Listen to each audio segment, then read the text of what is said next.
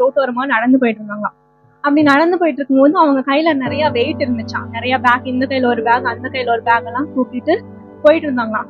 அதை பார்த்துட்டு இந்த பாட்டி ரொம்ப டயர்டா நடந்து போயிட்டு இருக்காங்க, வெயில் வேற அடிக்குது அப்படின்னு சொல்லிட்டு அந்த வழியா போன ஒரு பையன் பைக்ல போயிட்டு இருந்தான். அந்த பையன் தனியா தான் போறேன், சரி பாட்டி நீங்க வாங்க, நான் வேணா உங்களை கொண்டு போய் அந்த ஊர்ல பக்கத்துல டிராப் பண்ணிடுறேன் அப்படின்னு சொல்லிட்டு அந்த பையன் கூட்டிட்டு போறதுக்காக கேட்டானாம். உடனே அந்த பாட்டி சரிப்பா ரொம்ப சந்தோஷம் அப்படின்னு சொல்லிட்டு அவங்க பேக் எல்லாம் ஏறி எடுத்து வச்சுட்டு உட்காந்துட்டாங்க.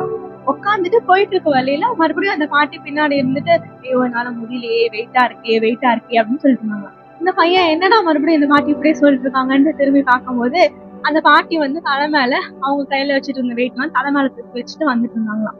அதுக்கு அந்த பையன் சொன்னானா, ஐயோ பாட்டி உங்களுக்கு முடியலன்ட்டுதானே நான் கூட்டிட்டு போயிட்டு இருந்தேன், நீங்க என்னடா மறுபடியும் உங்க மேல வெயிட் சுமந்துட்டு வந்துட்டு இருக்கீங்களே, அதை கொடுங்க பாட்டி அப்படின்னு சொல்லி வாங்கி வச்சுக்கிட்டேன்.